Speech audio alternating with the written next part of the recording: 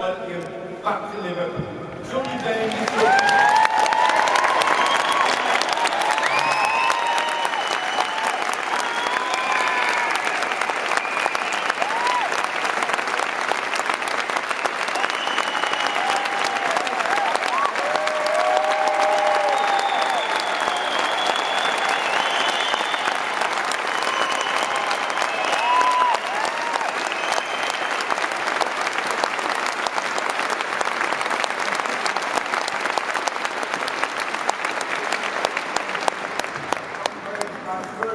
Today is to congratulate all the people who turned out on this massive demonstration into this beautiful cathedral and the Northwest TEC organised it on having made the effort, taking responsibility yourself for the future of our society and making clear what it is you want.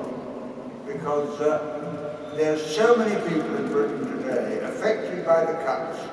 They find that their libraries closed. They find that their people who provided local authority help are not available. People have been made redundant. Their pensions have been frozen and so on. And to know that a demonstration like this in their support is going on will be an enormous comfort to them. That's the first point. And the second point is very similar. It is that all progress throughout our history in Britain by people doing exactly what you're doing today, demonstrating. I mean, I give you a few examples. Until 1834, which is only,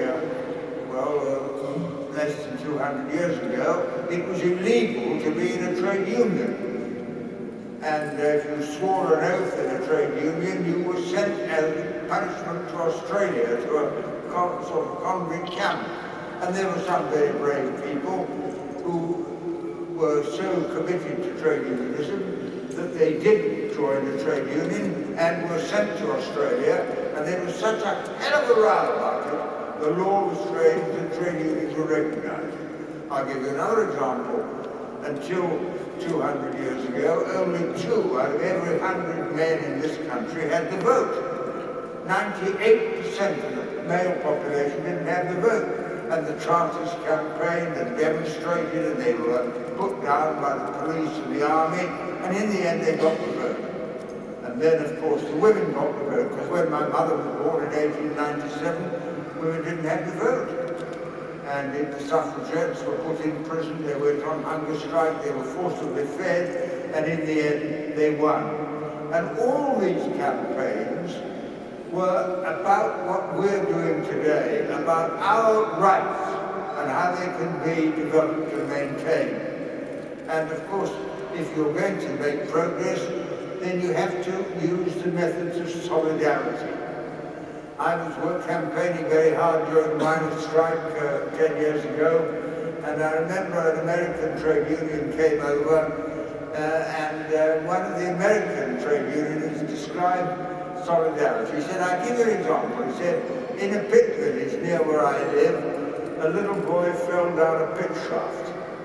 And all the old men of the village gathered round and wondered what they should do, and they dropped a rope. And the little boy's voice came and said, it's too short. So they dropped another longer rope, and still the little boy's voice came up too short. So they found a longer rope and dropped it down.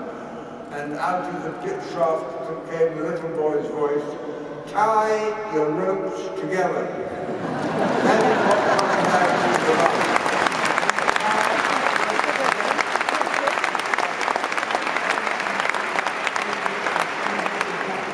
If everybody supports disabled people and so on, and homeless people, then we will win. And you must believe you can win. Because the greatest enemy is pessimism, that people who say, well, nothing will ever work, oh, thank you, nothing will ever will work, everybody will let you down and so on. And the pessimism is spread to discourage us from effort. And yet it's time and time and time again we've proved we could do it. And I'll tell you something else. It isn't just an attack upon the services, important as that is.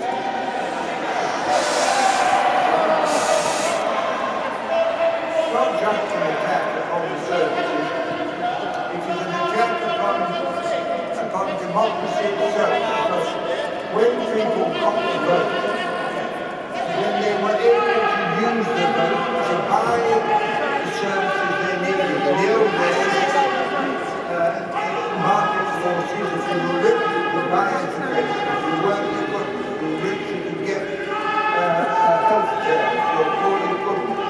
And when people had the vote, they were able to use the vote to buy with their vote what they couldn't afford with their own resources. And what it did was to transfer power from the marketplace to the polling station, from the wallet to the ballot. And so this is what we're witnessing is an attack upon the whole idea of democracy, and not just upon the people who benefit from it. So anyway, not for the first time, I've come to Liverpool for inspiration. You've certainly given it to me today. I've been so many times.